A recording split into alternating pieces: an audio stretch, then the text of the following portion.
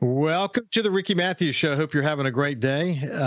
And welcome to the show that celebrates all the amazing people who are working so hard to make this a great place to live, work, and play.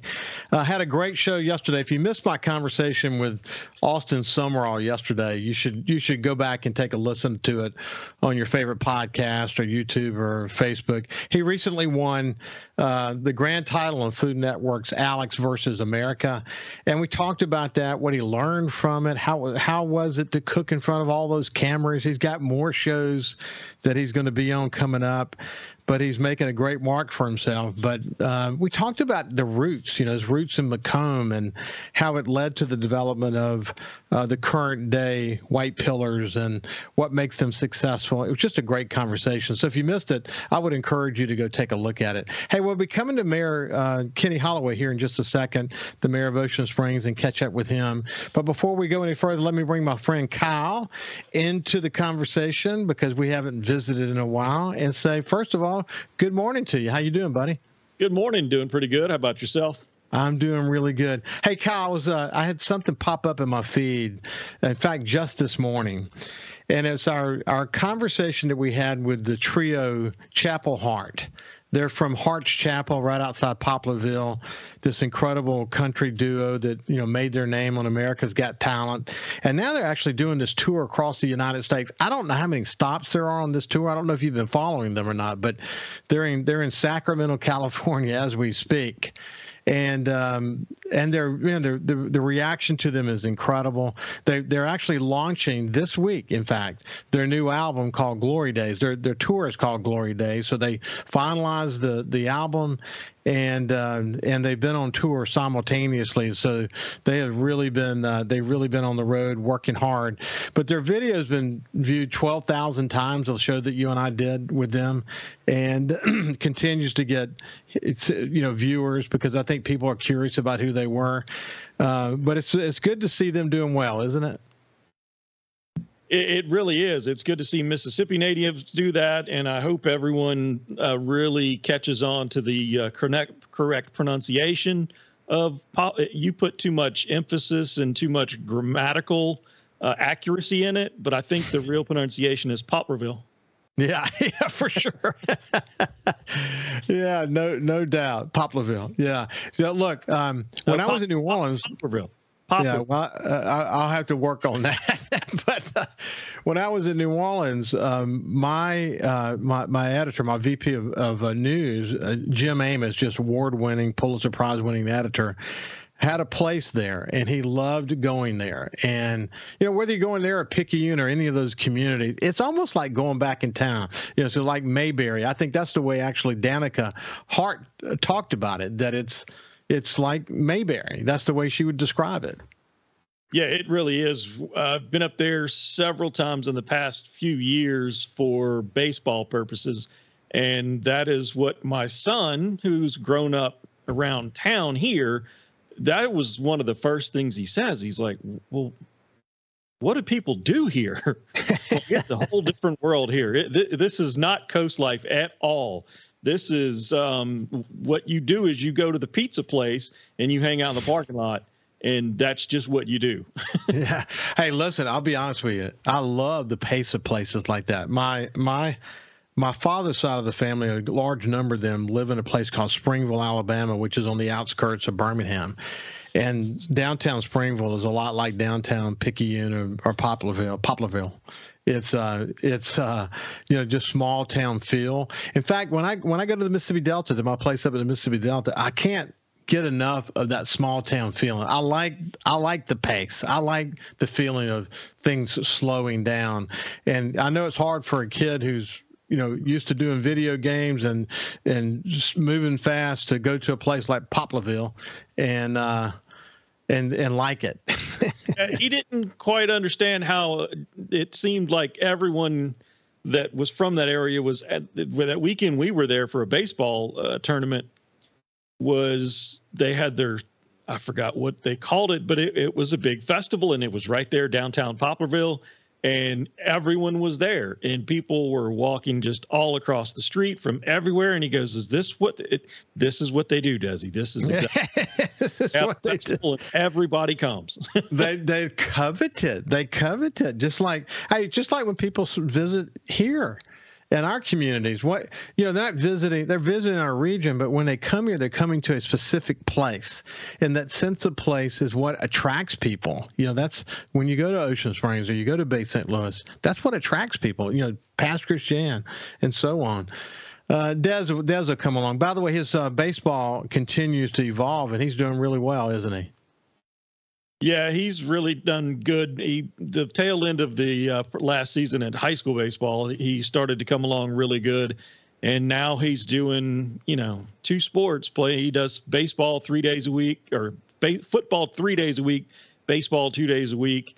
And he thought he was going to have to leave football practice yesterday to go to baseball because he thought they were doing run-through scrimmages. And football coach was like, no, you do that enough.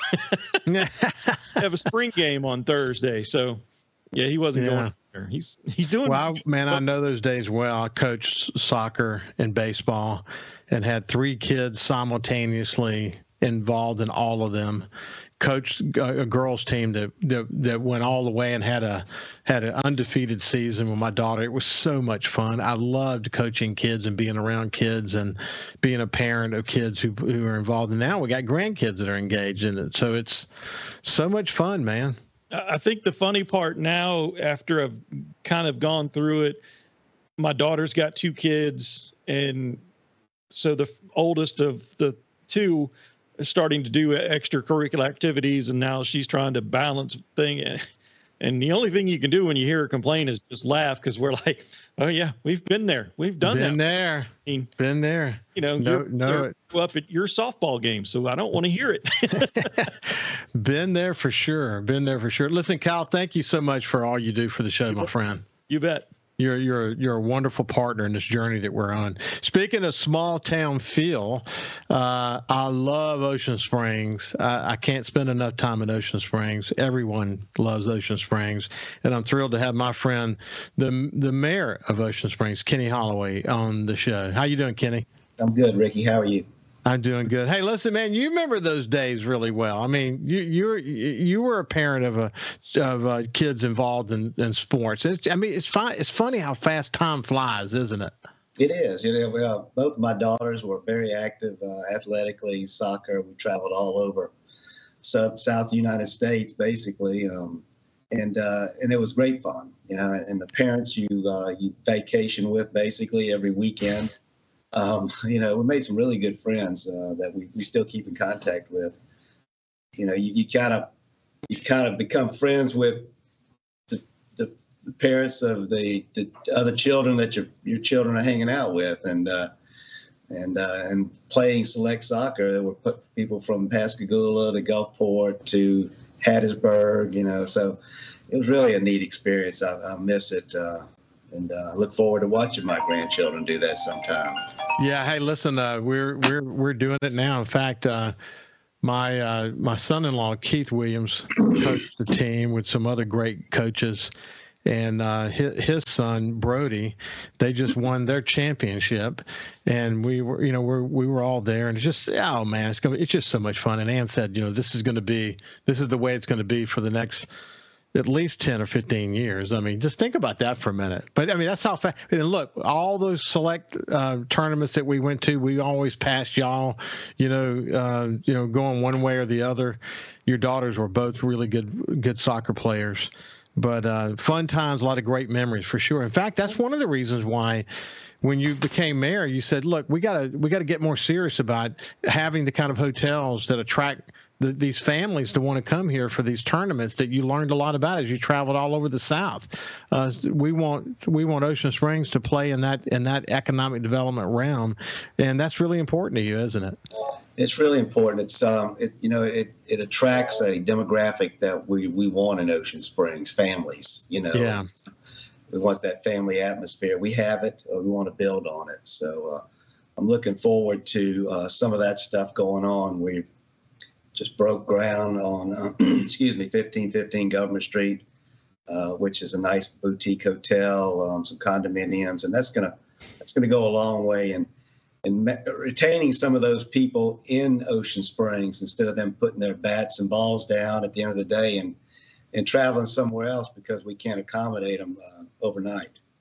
Yeah, what's so cool about this development you just mentioned is that it is a continuation of really putting a stake in the dirt in Ocean Springs about mixed use and the role that mixed use is going to play downtown, that people who are part of the new economy want to live, work, and play in a similar area. Ocean Springs is tailor-made for that. And this development, which we'll talk a little bit more about on the other side, is really, really important to achieving that goal. And we'll also talk about, unfortunately, the recent shooting that took place on Government Street in Ocean Springs, and the city acting really rapidly to try to tamp that down in terms of future occurrences like that. We'll talk a little bit more about that as well when we continue our conversation with the mayor of Ocean Springs. On the other side, Kenny Holloway. We'll see you after this.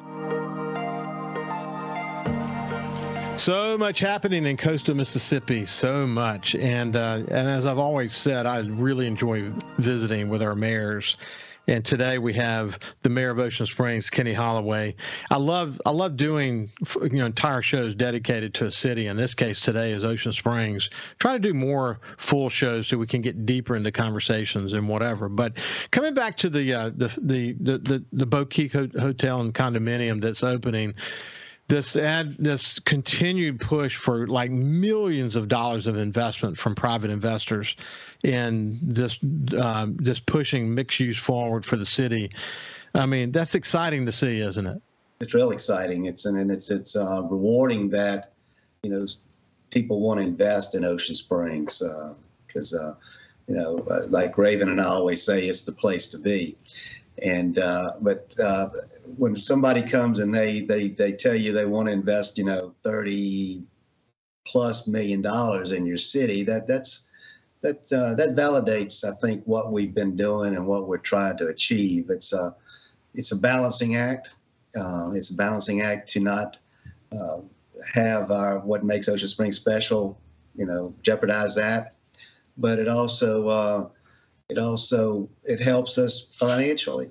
Our 2% food, beverage, and lodging tax goes strictly to public safety, parks and rec, and tourism. So, those monies go to quality of life for our citizens. And I told a group this morning, I said, people want to be in Ocean Springs. They like the vibe, and in the wake of what happened a week and a half ago, we still are. We're still very confident. We're still bullish on Ocean Springs, and I told him, I said, there's towns around us. There are towns around Mississippi and in the region that have boarded up downtowns. So it's about balancing act to keep everything, going and stabilized. I guess what I want to say. Yeah, we'll come back. We'll come back to the shooting here in just a second. And unfortunately, Ocean Springs is not alone in its concern for what has been a rise in violent crime. What has been a rise? We've talked about it many times on this show. It's not just a rise in violent crime, but it's the kind of people who are instigating those crimes that seem not to care about firing a weapon into a group of people. That's what's amazing to me. We've seen it, unfortunately, too many times all across coastal Mississippi. Ocean Springs is not unique in that way, but we'll come back to that here in just a second. But if you think, and I had Jordan Nico on recently, and the Nico restaurant group continues to be really high on Ocean Springs. I mean, they're making big investments all across coastal Mississippi. The time that I spend with Joe Cloyd, a good friend, and his commitment to Ocean Springs, and the Condries, and really the list goes on and on. But the truth is, to make a vision come a reality, in other words, to take a town like Ocean Springs and have it advance the ball in a way that serves all the citizens. Like you said, the food and beverage tax goes to help the kind of services that are important to every resident in that community. But it takes a lot of developers. It takes a lot of people from different perspectives, sort of in a way working together to invest tens of millions of dollars in a city like that, and finding the right fit for these developments and how they will contribute to the city. There's a little bit of a magic in all that, isn't there? It is a little bit of a magic in it. It's and we're very fortunate to have people like Jordan and Field and Joe and the restaurant groups that we have, Kenny Williams and Will Taylor, and the guys that are really making some investments in Ocean Springs and continue to do so, not just one time, but over and over and over again. So and good operators, they've got a good business plan. They stick to it, and it's I guess you want to call it magical, yes. Well, one of the things that you and I talked about, and for people who don't know this, I'll remind them, or maybe communicate one of, I think, is an advantage for you, is that like a lot of mayors on the coast, you didn't need to become mayor. You grew up in Ocean Springs. You wanted to become mayor. Your brother, for so many years, was a terrific mayor in the city of Biloxi, A.J. Holloway, and you learned a lot from him over the years. But one of the things that you bring into this job is having been in real estate for a good amount of time in your life. You've created investment opportunities for others. You've invested money yourself.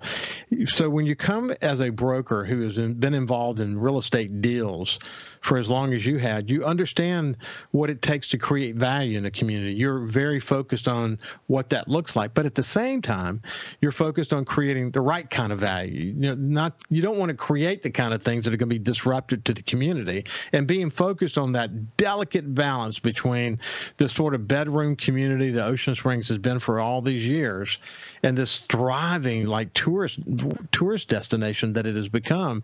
You're never going to make everybody happy, especially in a community like Ocean Springs, where the education is high, the amount of engagement from citizens is extremely high.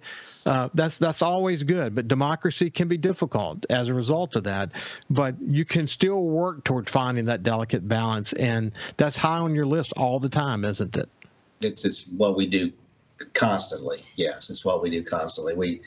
We have opportunities we look at, and some of them they don't fit, and you just got to try to ease our way out of that. And then the ones that fit really well, we want to capitalize on those. And, not everybody, you're exactly right. We can't please everybody, it's impossible. But I think the vast majority of the people who live and work in Ocean Springs are happy about what's going on and positive about it. But we analyze it. It's not just a haphazard, whoever comes in, and so sometimes things slip through the cracks. But listen, I have a sister who lives in Guff Hills, and I have my brother-in-law's father soon to build a house there as well. They love Ocean Springs. They can't get enough of Ocean Springs, and I think most people who live there feel the same way.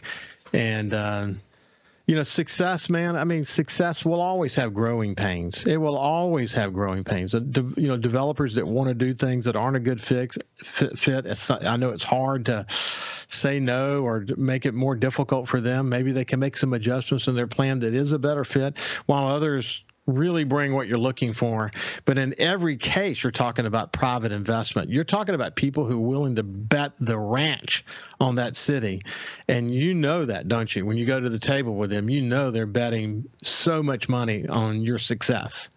They are, and we get into the deal with them as a partner as much as we can. And we do try to guide them and help them so they will be successful. I mean, there's nobody benefits from a failed deal. Nobody benefits from a failed deal. That is for sure. Hey, Cindy, at the beginning of the next segment, we'll talk about the shooting and what I believe is a really, really good response by the city to very quickly say, this is how we're going to deal with this, and this is how we're going to send the message that we want the downtown to be really safe. And we'll do that on the other side here in just a second. But when you just kind of bump into someone and they say, well, how's it going, Kenny? What's top of mind for you? How do you answer them? Well, I tell them it's going well. like I told somebody the other day, they say, you like being the mayor? I said, well, I haven't woken up, dreading to go to work yet. So, I enjoy it. And, a lot of it has to do with the people we work with at City Hall, and the aldermen. It's a pretty cohesive group. We're not going to agree on everything, but in the most part, we do. And Ricky, I'm the kind of person that, I don't pretend to know everything. And if I'm doing something that one of the department heads thinks that I shouldn't be doing, I want to hear about it. Because constructive criticism is never a bad thing. And so that's kind of the way we operate City Hall. We have an open line of communication through our departments and with the aldermen, and like I say, it's working. I think it's working. And what's interesting, you've said that from the very beginning, from the day you entered office through today, and that is that you have to be humble when you're a mayor. There's always more to the story. There's always more to learn. And in a place like Ocean Springs, you have the ability, you have the ability to bring really successful people who do know these things that you don't know into the mix. And when you're able to do that, and some may have different opinions and whatever, doesn't matter. That by bringing more voices, more educated voices into the conversation, you're able to find success, aren't you? Yeah, and it doesn't hurt to have thick skin either. But we try to vet everything. We try to talk things out. We have a department head meeting every week, and that's something I promised we would do when I got elected. So we get together with the gamut: Public Works, Police, Fire, Parks and Rec, and we talk about what we're experiencing as a city and a department, and what we've got to expect coming our way. When we come back on the other side, we'll continue our conversation with the mayor of the city of Ocean Springs, Kenny Holloway. We'll see you after this break. Welcome back to the Ricky Mathews Show. I have my friend, the mayor of the city of Ocean Springs, Kenny Holloway. And Kenny, when we went to break, you were making a point about your weekly meetings, and one of the things I love about this show is the opportunity to celebrate what it takes to make a city like Ocean Springs tick. You have volunteers from the community that come in and help you with kind of fleshing things out. That's sort of what we were leaning toward before we went to break. You have to have people who are really dedicated inside public works that are willing to do that job, especially as you guys continue to raise the capital bar and make investments in the not so sexy parts of what it takes to build a great city. But you better have great infrastructure, having dedicated people focused on that, having a fire department with good leadership, having a police department with good leadership. When you're the mayor, if you're really serious about being a great mayor, you have to have a chronic appreciation for all those dimensions, don't you? Yeah, you do. And I really have developed that appreciation for all facets of city government. The guy who gets down in that ditch, and he's up to his neck in water. We got a busted water line, and the police who put their lives in harm's way, and the fire department who does the same thing. So there's a lot of behind the scenes activity that goes on that the citizens don't see. And and today we had a coffee this morning with the chief of police, and he was talking about different things his department's doing and investments we've made there. So we're very fortunate. It's good times in Ocean Springs. Our budgets are good. We've got a great relationship with the legislature in Jackson. Jackson County is very fortunate right now.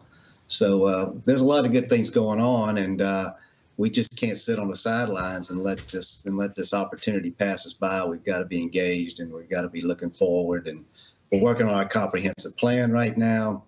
That should be done in the next 6 to 8 months. We're going through annexation. With this I said this when I first got elected. I said, it's like pushing a watermelon down a garden hose. There's so much going on, and it's almost like that right now too. Yeah, it's just so many things we're juggling, and the staff, sometimes I think they want, hey, take a breath here, buddy. So let us catch our breath. But I just don't, I think, you got to take advantage of the situation and the timing and the era we're in right now. And like I said, what decisions we're making right now are going to affect Ocean Springs, 20, 30, 40 years from now. When they look back at history 20, 30, 40 years from now, I want them to say that administration and that group of people made the right decisions for Ocean Springs. And that's what you come to work for every morning.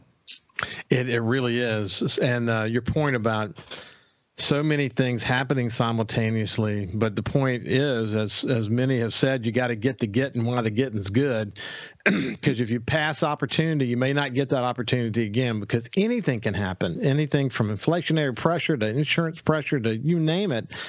You got to take it. You got to get it while you can get it. And the number of stakeholders, you mentioned the Coast Legislative Delegation. We in past shows, we talked about the great relationship you have with the Board of Supervisors and their work in Jackson County and the statewide leadership. I mean, it takes a lot of communicating and work to keep everyone aligned. And Ocean Springs has done excuse me, I got a frog in my throat today.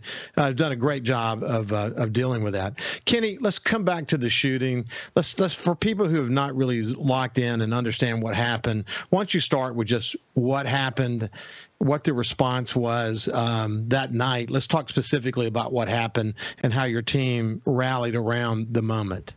Well, we've had some issues with the business owner and that particular business for a good period of time, and I had a conversation with them back in September, and it was not a very easy conversation to have, but the message was, hey, we've got to make some changes in this business model, or we're going to have some issues. That's actually before the issue happened. That's right. Right. So okay. Gotcha. Night, go ahead. Yeah. That night, I get a text from a captain down there, shooting at the Scratch Kitchen, one dead, So obviously I get up, I go down there. It's mayhem. There's people all over the place. And I just got this, sick feeling in my stomach. How is this happening? It's so surreal. This is not us. The place was overcrowded. I don't know exactly. I know two gentlemen passed by each other. Next thing you know, words were, between them happened, and then one of them takes a gun out and shoots the other one. And at that point, we got people scattering and running everywhere. On video. It was just a horrible scene. And we had two officers go in there. We thought there was an active shooter at the time. He goes in the building. 200 people in there. If 10% of them had guns on them, we got two guys, in there trying to control the situation. And the other agencies that showed up, we were happy to, have them. We had the federal agency there, Jackson County, Biloxi, the task force. And we do the same thing when, things happen in Biloxi or elsewhere. We send extra help over there. But, and then the investigation starts, which was a very involved situation. We had one of our captains, spent, the next 30 hours, sleepless hours, trying to piece this thing back together. But it's just something you never want to deal with, and we don't want to deal with it again. And we're putting things in place to start. We started that process immediately, but we put some things in place that we're going to look at, all options on the table. But the main thing is we've got to. It is no secret, we've got to remove this business from Ocean Springs. It's just not the type of business we need in Ocean Springs. And so your first immediate step, once you understood what the situation was the city did what specifically first? I mean, this was the first of many steps, but what's the thing you did first? After the shooting? Yes. Well, you know, we examined the crime scene. You know, I went in the crime scene, looked at it with our attorney the next morning. And then we made a statement, you know, that we are going to, you know, to do whatever we can to make sure this doesn't happen again. We've got a brand we're trying to be, and this is not Ocean Springs. And you know, we're going to do whatever we have to do to make sure it doesn't happen again. Zero tolerance. And so that's, you know, that's the message. And at that point, we got together with our legal team, and you know, we're trying to get a temporary restraining order, which we got a 7-day. We go back to court on Friday, and then a permanent restraining order is what we're seeking. Well, I'm sorry that the city has to go through this. Sorry that someone is dead and others are injured. It's unfortunate because as a leader, I've been in a situation before, not like this, but in a situation before where you could see where something looked like it was not going to work out. You just could see it happen. You know, you worry about it, and it's evolving, and you just worry that one day you're going to get that phone call. And that's why you say that it was surreal, because you get the phone call, you go down there, and you said it's kind of mayhem. It had, I mean, you saw it coming, didn't you, buddy? Well, we didn't see this coming. We saw issues coming. We didn't see this mass shooting coming. Yeah. Obviously, you know, and it was kind of like the event that happened at that location 10, 12 days, you know, at spring break. Yeah. You know, we had a lot of police presence downtown on Friday and Saturday. We're thinking spring break is over with. Everybody's going home. Well, the incident happened in front of the Coliseum. They shut Biloxi down. And then all those folks start coming to Ocean Springs. And then we don't have a lot of protection down there, but we've got a lot of people showing up. Yeah. At that same location. So when you we'll talk about it's an interesting that if one city's having issues, it could be issues for other cities too. And I have a little bit of experience in my time in Alabama and then some in Florida as well. We'll talk a little bit more about that when we get on the other side with Mayor Kenny Holloway from Ocean Springs. We'll see you after this. Welcome back to the Ricky Mathews Show. I have my friend, the mayor of the city of Ocean Springs, Kenny Holloway, with us. And when we went to break, we were talking about the efforts by the city in the aftermath to support businesses that are a good fit for Ocean Springs. And this unfortunate incident is, I mean, no one could have ever seen a mass shooting occur. But when you go through something like that, you come out on the other side and you say, okay, what can we do to make sure the city's safe from this point forward, and that we're sending the kind of message to the rest of the world about what Ocean Springs is and what Ocean Springs wants to continue to be. These are important messages. You mentioned the shooting during spring break, and I've had terrific conversations with Fofo. I thought that the city council meeting that happened immediately following the spring break shootings was really good because the councilman came prepared, the mayor came prepared, the police chief came prepared. And to me, this is not about race or anything, because if you look at the issue, for example, in Alabama, that had a major league issue with spring break, they had to put a series of things in place to stop certain kinds of congregation, et cetera, et cetera. And they've done a good job. Ocean Springs and Gulf Shores in particular have done. The mayors of both of those cities are good friends of mine, and they've done a really good job of sort of battling that. out Florida, across the state of Florida, has had to deal with this, from Panama City down to Miami and then up the East Coast. And I was really pleased that the chief of police from Miami called the police chief from Biloxi immediately, saying, "Let me share with you what we've learned going through the same process, because what happened is most recently in South Beach was unbelievable, right. And you can't allow those things to happen." What we're learning a lot. We're learning from Atlanta. We're learning all these things. What's important though, and this is probably where One Coast can really come to fruition, Kenny, because as you pointed out, the moment they started shutting down Ocean Springs, you saw the spillover. Highway 90. The spillover went into Ocean Springs. We have to be very focused on making sure that whatever Biloxi puts in place, the Gulfport does the same thing, and Pascagoula and Long Beach and Ocean Springs, because you got a beach in Ocean Springs, and Pascagoula's got a beach, and if we don't have a more thoughtful sort of a similar approach, what will happen is what happened in certain places along Florida, where these groups find the weaknesses in the plans, and that's where they end up congregating. So this is a time when One Coast and the sharing that you mayors do needs to come into fruition in a big way, because if we have holes in our plan, it could create a problem for us. And I'm assuming that you're engaged in conversations about that, and that hopefully there is a more unified approach to how we address this going forward.